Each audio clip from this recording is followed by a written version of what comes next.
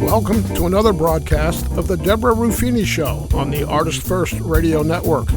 All past broadcasts are podcasts. Find them at artistfirst.com. And now, your host, live from England, here she is. It's Deborah Ruffini. Greetings from England. This is Deborah Ruffini with another broadcast of the Deborah Ruffini Show. Today it is a delight to be speaking with a former beloved guest, wonderful Nancy Little, and we'll be covering the topic of self-harm being a coping mechanism as a result of abuse. Nancy, lovely to be speaking with you again. How are you doing? I'm doing well, thank you, Deborah. It's good to talk to you too. It's been a while. Yeah, it has been a while. Yes, it's been long overdue, but it's good to so for the audience, Nancy has shared of her very, I can't think of a word to use, terribly unfortunate. It's sort of not the words, is it really? Horrific. Even that doesn't seem strong enough. A situation of physical and emotional and sexual abuse at the hands of people that we wouldn't expect to have abuse from. Do you know, Nancy, I'm just thinking it's apart from our very own flesh and blood, the people that brought us into the world, the fact that, as we mentioned before, people of faith, it's like a double whammy. And adults, not to forget adults. Yes, and the church that I grew up in, I mean, abuse was not discussed, sex was not discussed, no. And so you're left with all these questions. You already feel like you're a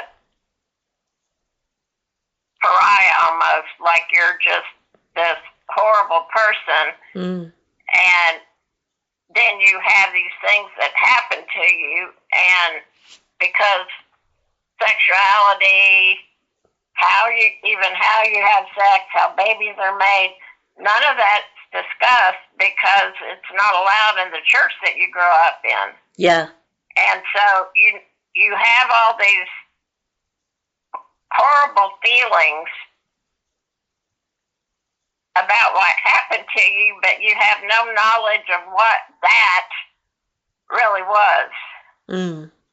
Just that you have this feeling of just awfulness by the hands of the person who's supposed to protect you. Yeah. And you're told at school, you're told at church, you're told everywhere you go that your mother is supposed to be the most important thing in your life. She's the one that gave you life. She's the one that clothes you, dressed you. She's not supposed to be the one that molests you. No, no, absolutely not. And so we grow up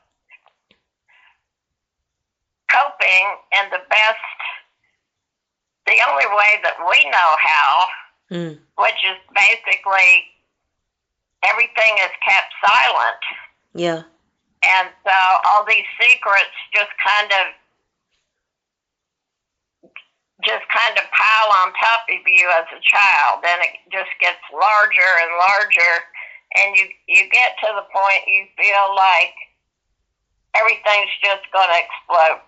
Yeah. And so we cope in the only ways that we know how, and really the only way you know how is to keep it all a secret. Yes. Some people delve into drugs, some people delve into alcoholism, but a good portion of sexual abuse survivors, and this is any type of survivor, whether your perpetrator was your dad, your stepdad, uncle, grandfather, mother, aunt, whoever it was, many times the way that we cope is through what is called as self-harm or cutting. Okay. I tend to use the phrase self-harm because self-harm can cover so much more than just cutting. Yeah. And basically what it is a reaction, and it usually starts when a child or teenager is in the early teens to their middle teens, somewhere between like 15, 16 years old. And it's a way to cope with the emotional, sexual, and physical abuse that a child is suffering at home. And it is a way that they can control the anger. It is a way they can control the fear. It is a way they can control that feeling of you just feel like you need to tell somebody, but you know you can't because you know if you tell, then the whole family's going to be destroyed. And you're taught that. I was taught that at a very young age. What stayed at home, what happened at home stayed at home. It's emotional blackmail, isn't it? That included not telling people at the church as well, especially people at the church. And so it continues, and what ends up happening for a lot of us is it really becomes anytime the memories come forward, anytime you're being abused, your way of coping with that is to self-harm. And for me, it started about 15 or 16. And mind you, I'm almost 67 years old. Okay. No one even talked about self-harm until I was in my mid-30s. Oh, I didn't even know it had a name until I was in my mid-30s. Yeah. And happened to hear it on a talk show. Right. And they were talking about a lady who had been abused by her father. But again, the abuse isn't the main issue. It's the main issue as far as for the person, but it doesn't matter who the perpetrator was. And even though the lady's perpetrator was her father, the emotions, the things the anguish she was feeling, the fear she was feeling, all of that she was talking about, I identified 100% with her. And that's when it hit me. That's what I had been doing all these years. Wow. And for me, it started with bruising myself, hitting my knees, hitting my knees against a tree, coming home from school when I was the only one that walked from my school bus to my house, so I walked by myself. Yeah. And the more I would get home, the more anxious I became.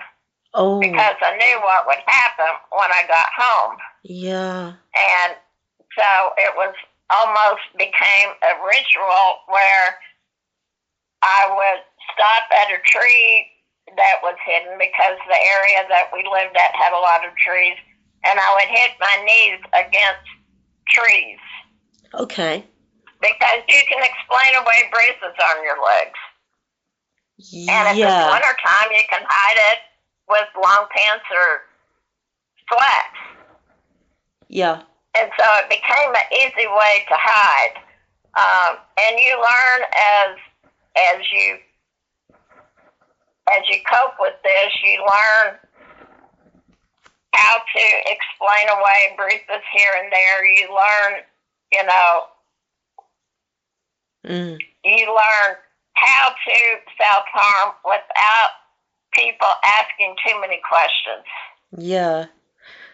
And so it became a coping skill as not any different than people who drink or people who jog or run excessively. It's normal to the person who does this as it is for the person who uses a different coping mechanism. Yeah. Once I knew the name of it, though, then I was finally able to go to my therapist and bring it up to her and talk with her about it. Yeah. And she had suspected that I was self-harming, but she wasn't sure. Again, we're talking mid-90s, so there just wasn't a lot of information about it. No, not back then, no. And I told her, I said, I will be honest with you about doing it, but I don't want to be put in a mental hospital, because that's where my mother had gone. Yes, I bet, yeah. And I said, I will be, and so we made a pact. She said, I will not put you in a mental hospital, but I need you to be honest when you do it. Yes. So that we can talk about it, so that we can work through those feelings. And that was how slowly I began working in therapy of being honest about the self-harm. Wow. And it wasn't something that I was able to just snap my fingers and change overnight, but being able to be honest with my therapist and tell her, hey, this is a problem for me. I don't want to be doing this, but I don't know how to stop. That was my first step to healing. Wow. And so working through that with her and being able to call her or write to her, we didn't have email back then. No. And so I would write to her, drop off my writing so that she could read it in between therapy sessions. Right. That's how we communicated, and she would read it, and so that she would know what was going on in between sessions. Yeah. And that helped her to understand the need for the self-harm. Yeah. That's really interesting. Is there, I'm just thinking, Nancy, as you were speaking, apart from, that does make sense, doesn't it? If it's physical or psychological, mental, all sorts of type of abuse we're going through, to sort of, is it kind of removing that pain to take it somewhere else on the body? Is it channeling that pain so it goes, it's still going to be with us, but sort of taking it to a different area? Oh, I apologise to the viewers tuning in us. We seem to have lost Nancy there, but she's back with us. I'm so sorry, Nancy. Don't know what happened there. I was just as you were speaking there, I was just wondering. So part of self-harm, would that be to kind of, whether it's whatever form of abuse we're going through, emotional, sexual, psychological, all of that, could it be sort of in physically harming? Is it kind of channeling that pain to sort of, like you mentioning about the knees, to put it somewhere else, to sort of transfer you're absolutely, it? Okay. You're absolutely correct. It is a way for survivors to, it's almost like you've got 3 boxes in front of you, and 2 of them are filled with X, Y, and Z. And you've got way too much, and you really need 4 boxes. And it's a way for you to put, for the survivor, to put all of our feelings, emotions, everything that's like bubbling up into that box. Okay. And so, and the thing about sexual abuse that a lot of people don't seem to understand is that there is a component of emotional abuse. Even if your perpetrator isn't per se emotionally abusive, like verbally abusive, there still is emotional abuse in that sexual abuse. Yes. Because you're twisting reality. You're being told this is normal. You're being told this is what daddy does or mommy does to little girls. That in itself is emotional abuse. Isn't it? Yes, twisted. Because you're lying to the child and you're twisting reality. Yeah. for them to get pleasure out of something that shouldn't be happening. That's right, yeah. And so for us survivors, it becomes that way for us to deal with all those, because as a child, I mean, I didn't know that it was wrong, and I use that word in quotes, as a young child, but I knew how it made me feel. Yes. And even when I was 13 and 14 and 15, I still didn't have a name for it. I didn't know to call it sexual abuse because we didn't talk about sex in our house. Yeah. And so I had no context as far as what was considered normal or abnormal. Mm. I also didn't have any context as far as what was happening to my body or not happening to my body as I went from a young girl into teenage years, because I was much smaller because of my disease, the juvenile rheumatoid arthritis. I was much smaller than the other kids my age. So I had no knowledge of how I was supposed to be developing, but really wasn't. Yeah. And so I had all these thoughts, these emotions, these feelings, and nowhere to put it.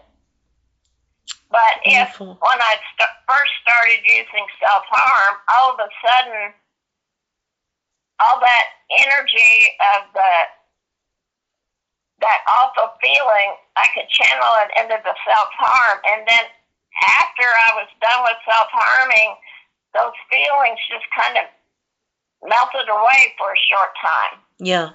The problem with self-harm is that you have to continue to do it repeatedly to get the same result. Mm. And it really does become like an addiction, like somebody who uses drugs as a way to cope, for an example, or uses food in binges and purges, or is anorexic. Mm. They use some kind of coping skill in order to put all these feelings somewhere. Yeah, that makes sense. And the fact that I was able, finally to talk to my therapist helped a lot. But what I'm finding in my work with people today is that even now, I mean, we're in 2026, and even now, I know therapists who absolutely refuse to work with any survivor who admits to having self-harmed. Why is that? That is odd. We tell survivors, come into my office, sit down, be honest about your abuse, but if you self-harm, I won't see you. Oh, dear. Why is that? So how does a survivor get help if they can't be honest in the therapist's office? Yeah. And I understand that self-harm, it scares therapists, they're afraid we're going to kill ourselves. But facts remain that the majority of all people who self-harm are not suicidal. They're using it as a coping mechanism. Mm. In fact, it's the one thing that kept me from killing myself. As strangely as that sounds. No, that's understandable. Self-harm, it's done in increments. And much smaller dosage, rather than somebody who just goes out, finds that one bullet, and kills themselves. Yeah. That's not why somebody is self-harming. They just want those memories to die down. Yeah. They want all those emotions, that awful feeling that we have when we remember our abuse. They want that to slow down, to stop, to not play over in their mind over and over and over and over again. Of course. They want the body memories and the flashbacks. They just want that to stop. And so that's why they're using self-harm. But I find it frustrating as a survivor and as somebody who worked with survivors and children who were being abused that we tell survivors, go get help. go to therapy, find you a therapist. Yeah. So they go and hunt for a therapist, but the therapist then won't see them because they've either used self-harm in the past or they're still doing it. But how are they going to get better if they can't find a therapist who will help them? What's the therapist's motive? I feel like we're painting people into a corner. Yeah. What's the therapist's motive for declining such a client? I don't understand.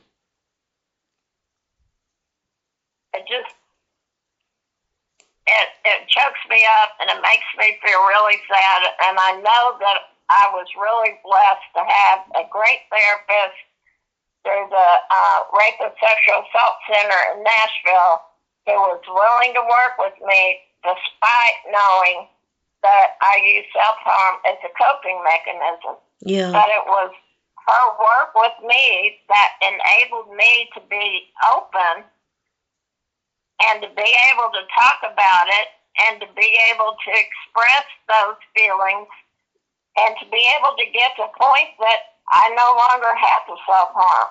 Yeah. That Yes. I can deal with those emotions and realize that, hey, I'm not going to die today because I talk about this. And when you're in the middle of dealing with the memories of sexual abuse, it really does feel like you're going to die from it. Yeah. I know But when you stepped out of it and you look at it and people scoff and go, oh, well, you're not going to die from that. But the feeling is what you're reacting to because it literally feels that way. yeah. Do you know what, Nancy? What I was thinking as you were speaking there, is that part of the reason why your parents wanted to keep you sort of innocent and pure, so that if you knew what sex was all about, you'd twig what was going on? Absolutely. That's clever. You hit the nail on the head. Very sly. My mother had a very hard time separating from me. Yeah. My father used her obsession with me as a way that he didn't have to deal with my mother. That's and really so bad. even about a month or so before I moved out of the house, I had brought up to my dad the possibility of moving out. Now, we had belonged to a church in the United States, a Pentecostal denomination that believed basically women could not move out until they get married. Oh, crumbs. That you transfer the women over to the head of the household, which would be their husband. Mm. So I had brought it up about possibly me moving out, and my dad just lost it. He ran it and screamed and pounded his fist on the table. No, you can't leave. You can't leave till you're married. And I knew at that point that I had to get out, but I knew at that moment I would have to leave without telling anybody. Yeah. And so I just said, okay, Dad, and left it at that. And ironically, and I do believe that this is a God thing, my boss came to me a few days later and had said, my sister's kids went to the preschool that I worked at, and my mother had come to pick them up one day. And my boss came to me a couple of days, this is all within a week or so of each other, and said to me, I think you need to move out. Right. I really felt, and she was the only person I've ever talked to who was totally honest about my mother. She said, I felt a evil presence when she came to pick up her grandsons. Really? That's and interesting. She said, I will give you the money for your deposits, your first and last month's rent, and you can pay me back $25 a week out of your paycheck until you're paid off. Wow. and she floated the money for me in order to move out. And so I set everything in motion. I found a day that I knew both parents would be at work or gone at the same time. I had an hour to spare. I had a college guy that I knew he brought his truck over, and we put everything in his truck that we could load in an hour into his truck, and I left. Wow. I never looked back. It was the best thing I ever did. Yeah. But even as a married lady and a toddler, when we told my dad that we were leaving Texas and moving to Florida, my dad screamed and shouted and pounded my kitchen table and yelled at me and said, "No, it's your job to take care of Mother." Oh, dear. Now, mind you, I'm 28 years old by this point. Yeah. I'm married with a toddler, and he's still telling me it's my job to take care of Mother. And I let him rant and rave until he finally wore himself out, and I just looked at him and I said, "Dad, you married her. Yeah. It's your job to take care of Mom." It's almost like and you... Sorry. That was, I just said, I'm done talking about it. Yeah. We're leaving such and such date, and I just wanted you to be aware of it. It's almost like your dad hadn't grown up. Yeah. It's almost like what? It's almost like your father hadn't sort of emotionally matured, like your mum.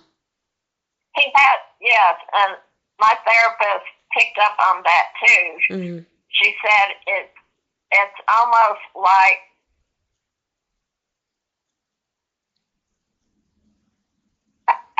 I don't even know, I still get stumped on the words. That's okay. Because his idea was Mother needed me so much that I was the only one that could take care of her. And that wasn't my job. And if he wants to get down to biblical verses in the Bible, that's not what the Bible says. No. The Bible talks about a marriage. It talks about a man and a wife. It talks about all these different things. Yeah. It doesn't say the daughter needs to be the one to stay home and take care of the mother. No, absolutely not. Yeah. And so, but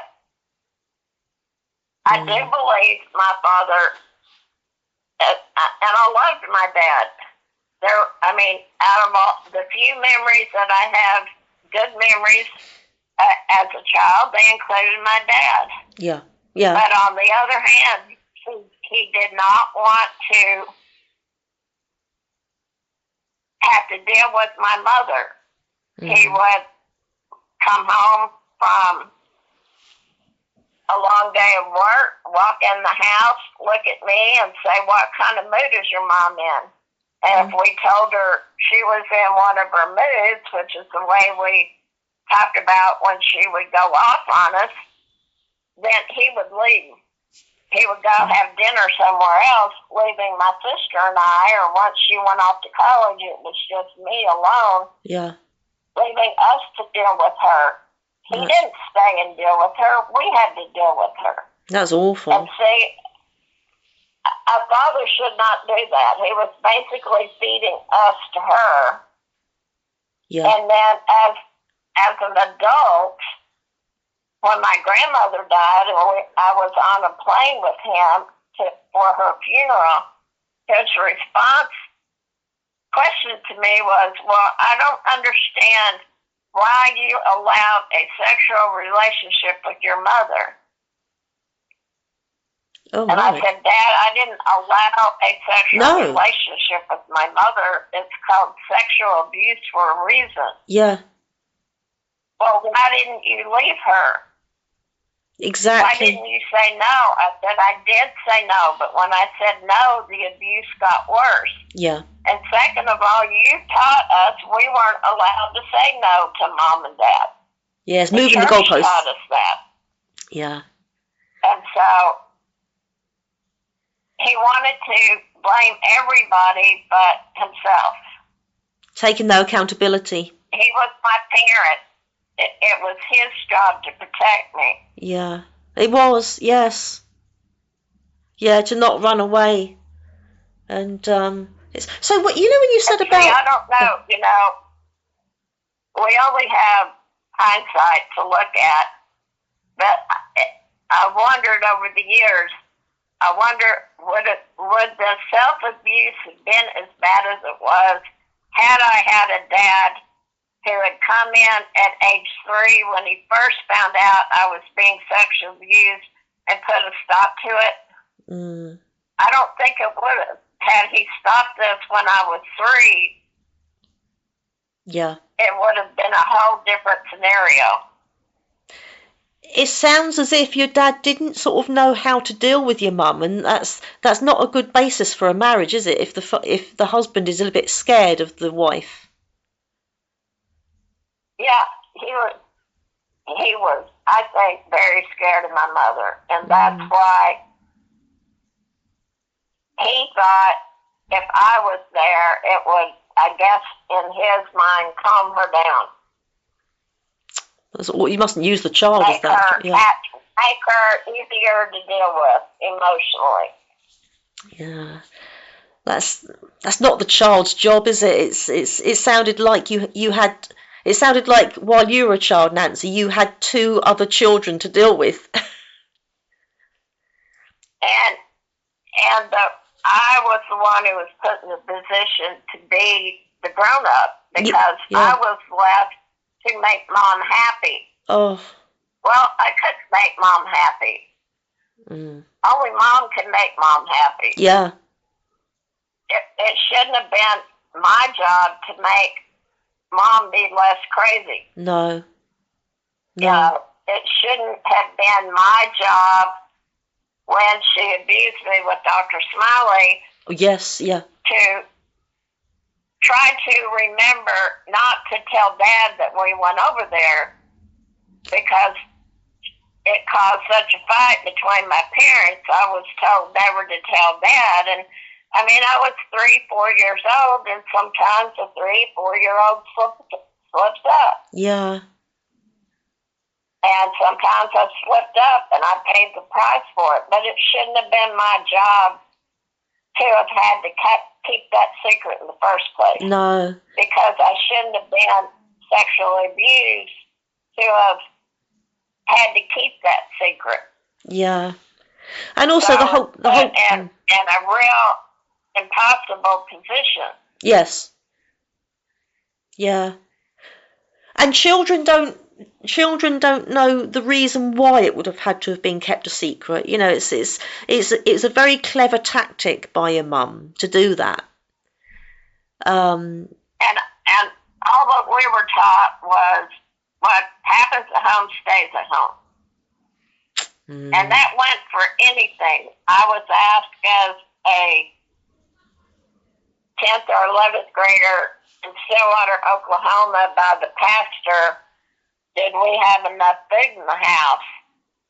Yeah. And I answered honestly because I thought that's what you were supposed to do when a pastor asked you, and told him no, that my dad wasn't living there. He was living in Oklahoma City, and he was starting a new job, and we didn't have any money right away, and we didn't have food. And again, I got severely punished for telling the truth about that. That's dreadful. But I shouldn't have had to been put in that position in the first place. No, absolutely not. I was just thinking, Nancy, you know when you mentioned about... Sorry. Oh, no, I was just going to say, because as a child, you're told on one hand by your parents to always tell the truth, because that's what you're taught in church. Yeah. But then you're taught to not tell the truth. So the kids left with, I don't know what I'm supposed to do. Yeah. It must have been a very confusing time, to say the least. And children aren't able to My entire childhood was confusing. Yeah, I bet. But you know when you said about the only conditions for leaving home would be if you were to get married. What if someone wanted, because I was absolutely amazed, something I saw recently on Facebook is or one of these sort of Christian celebrities that hail themselves as such, and they were saying it's a sin to be single. Was it anything to do with? So what if you wanted to stay single? Would that have been considered wrong? If you wanted to leave home but you wanted to be single? It was highly frowned upon. Oh, was it? Because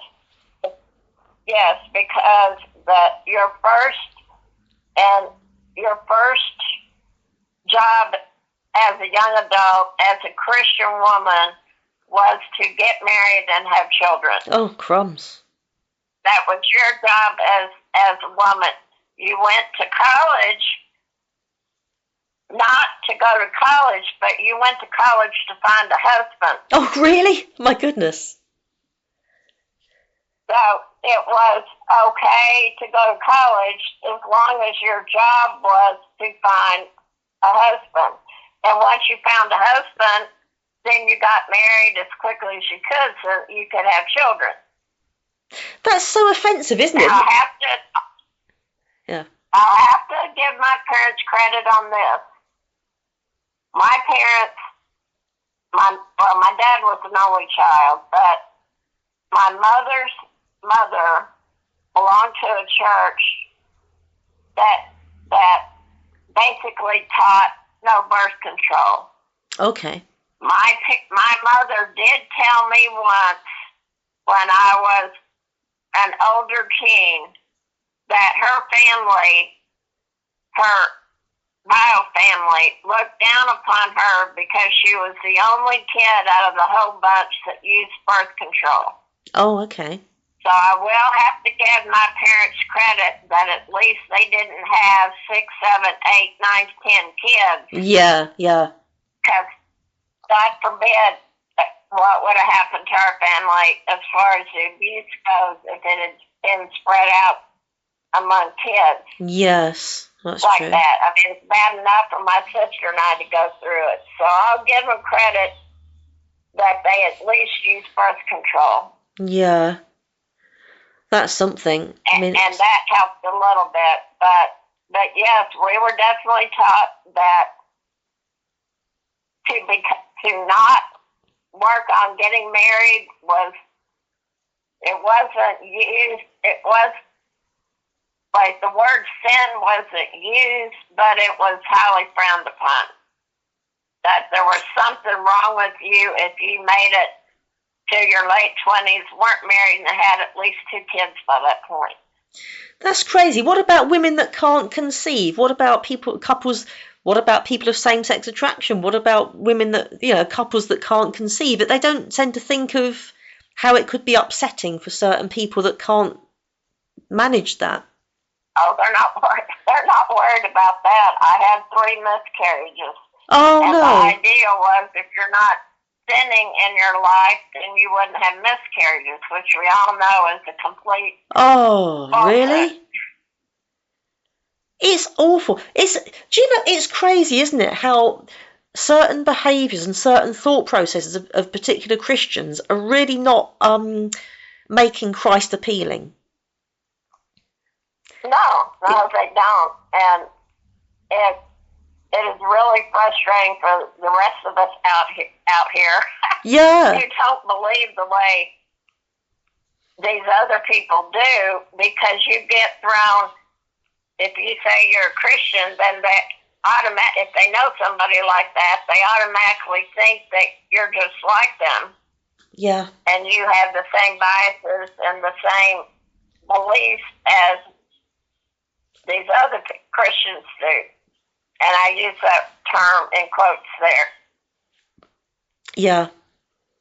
No. As far as same-sex and the denomination I grew up, I mean, that was taught straight out. You're going to hell, no questions asked. Yeah. It's it was very much hard line down. But I mean, everything in that church I've shared was pretty much a sin. Everything from wearing pants to playing go fish was considered sinful. My sister got drug up in front of the entire church at the age of 16 and had to ask for forgiveness because she was caught playing go fish with the pastor's daughter. Oh, crikey. It's sad when... It's just, when you think about that, yeah, you think about if a card game such as Go Fish is sinful, yeah, then how do you explain sexual abuse of children? That's the part that didn't make sense to me as a child. Yes, that's interesting. Yeah, okay, yeah. So this on this hand is a sin, but what mom's doing is okay. It's just moving the goalposts. It's very, yeah. It leaves you, and that's where, like we started talking about self-harm at the beginning of this conversation. That's how easily a survivor can use that, because there's no way to rationalize that as a child. Yes, yeah. And you have nobody you can talk to, because the only friends you're allowed to have were people from our denomination. I wasn't allowed to invite anybody over that wasn't the denomination I grew up in. Really, it's very because sad. They believe you're associating with people of the world. Yeah. And not of the Christian world. So the only friends I was ever allowed to have had to be from the church. Well, we lived in most places we lived in very small little towns, so there weren't that many people of my denomination. Yeah. And then we moved like 15 times, literally. So that also meant not making any friends, so there was nowhere for me to turn to. Yeah. That's awful. Can I just, when you were talking about self-harming, Nancy, can there be sometimes with self-harm an element of OCD? So if it's sort of, apart from the channeling of the pain, can there sometimes be a part of it where if I do such and such, or even sort of like, or turning, I know I went through a spell of something I didn't want to think about, and I thought, right, every time I do the dish, we call it washing up, but you say do the dishes where you are. Every time I turn the handles of the cups a certain way, I won't be thinking about this particular thing. Can that also apply with matters of abuse? That if you do certain... Absolutely. It can. Okay, yeah. I just wondered. Yes. Yeah, and that's also partly where the addiction portion of it comes in, because, what ends up happening is you start thinking to yourself, well, I did it 12 times this time. Yeah. So maybe I need to do it 15 times next time, and then it just increases. Yeah. And it becomes an addiction element. But it also increases. It can increase it, like the OCD part. Yeah. They also have determined with people who struggle with OCD and have abuse in their background that self-harm is very prevalent. Oh, that's interesting. And they also talk about how, like, out of 10 people that have been sexually abused, 2 to 6 people will be actively self-harming. Oh. So that's pretty large odds. Yes. Which is why I get really frustrated when I hear a therapist who refuses to see people just because they self-harm. So, where are these people supposed to go?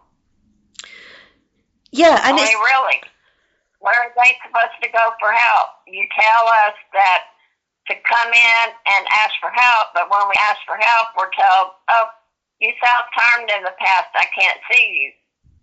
So what's the danger with that? Why would a therapist turn? I would have thought that would be even more reason for a therapist to take a client on. because they're afraid that at some point that person might kill themselves. But again, we're going back to the old myth where people who self-harm are suicidal. Yeah. The majority of people who self-harm are not suicidal. They're just trying to make it through the day. Yes, yeah. And they use it as an escape mechanism. They use it as a way, some people use it as a way to numb the feelings, and some of us use it as a way to kind of bring us into the present. Yeah. Because we got so used to being numb that it's a way to snap us back. Yeah.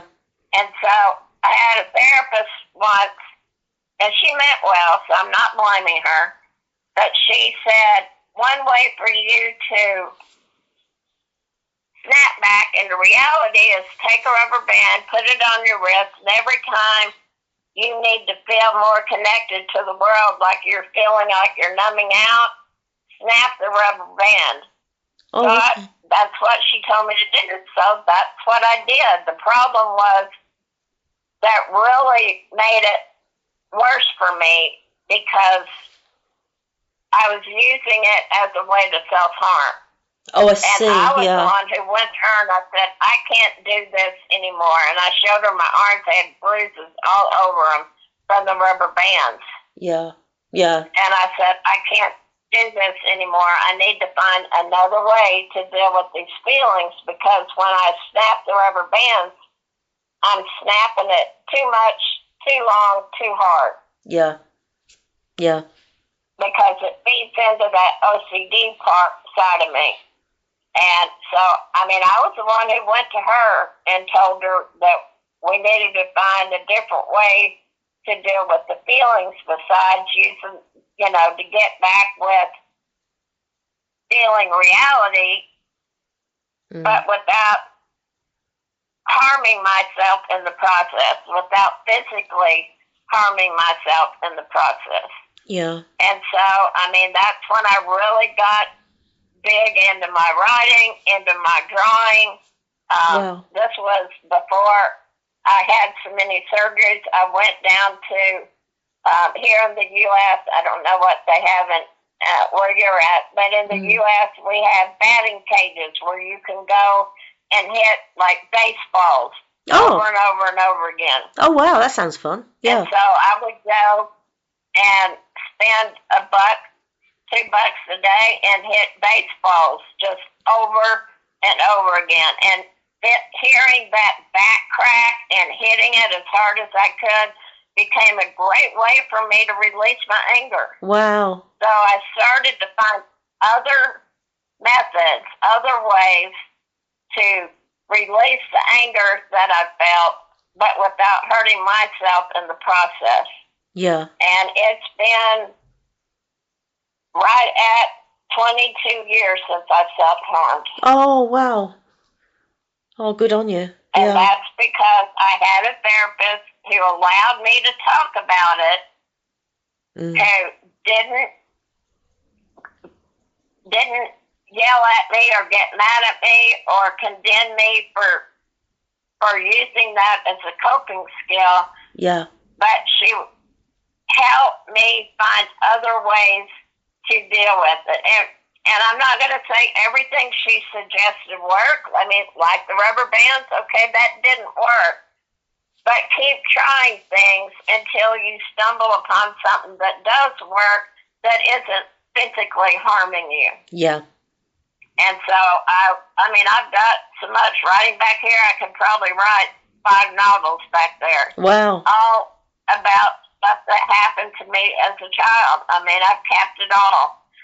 And so I use that as a way to get the memories out, get the feelings out on paper, and do it in a safe manner. Do you think you would write a book at some point? I mean, I've had people ask. The problem is I just don't know enough about the book world to know where to even start. But, I mean, I've kept all of my writings. Who knows? Maybe before I die, somebody will say, hey, I'll help you. Yeah. Because I've had many people ask me, Well, I consider it because there's so few books about sexual abuse by mothers out there. Yes, that's absolutely. There's only 4 or 5 books out there that even tackles it. That's interesting, isn't it? And I hope by the time I finally die that more people will be talking about it. Yeah.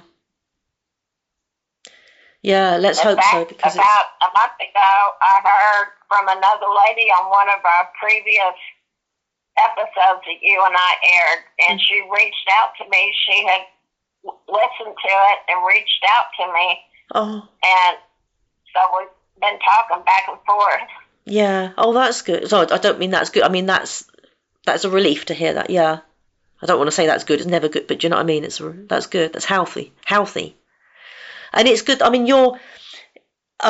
they say it takes someone to go through something in order to understand someone else who's going through the same or similar things. And I think you're very approachable as well, which helps, and completely non-judgmental. And it's you're kind of a safe place, aren't you, Nancy? I think that's so important. Well, I want people to know that they don't have to walk this alone, and they do not have to let this run your life, period.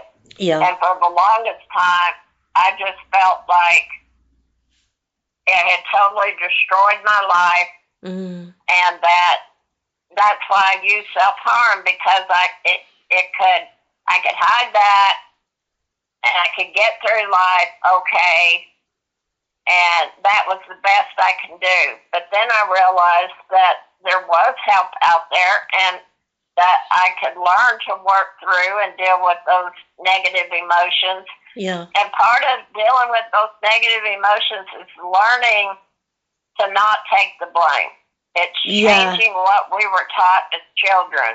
And that takes a lot of work. Yes. Yeah, because it's almost been our programming, hasn't it? From ever since. It's hard to it is deprogram. It is. Yeah. The adults that I work with now online, we talk a lot about changing that narrative that you were taught as a child, and it very much is negative programming. Yeah. All the rules that mom and dad and or the church taught you is changing that, switching it around, and basically it's a survivor saying, no, I'm not going to believe this anymore. Okay, yes, this is what I was taught, but that doesn't mean I have to believe it now. Yeah. And it takes work, but it can be done. Yes. Well, you're living proof that it's this is entirely possible. And Nancy, it's been great to chat. Our time is up, but we could talk for ages about this because it's such a vital subject, and it's people that have been through it, and I like what you say about you're a thriver rather than a survivor. That's so true. And we all are, but we have to change our thought process so that we continue to live and know that we're okay. And it wasn't about us. It wasn't about what we did wrong. It wasn't about what we did right. Yeah. It was about the perpetrators who hurt us. Yes. We did nothing to deserve it. Yep, that's right. Yeah. Yeah, I suppose coming to that place, it's like shines a light on lots of other things, isn't it? It's that acknowledgement and coming to that point of realization. It's never going to take it away, but it's going to sort of make more sense of it. Nothing will ever change what happened to me. No. But I can change the way that I think about it. I can change how I deal with it today. Yeah. Yeah. Oh, Nancy, you are a gem. We love our Nancy, and no doubt we'll do another one very soon. How do you feel about that?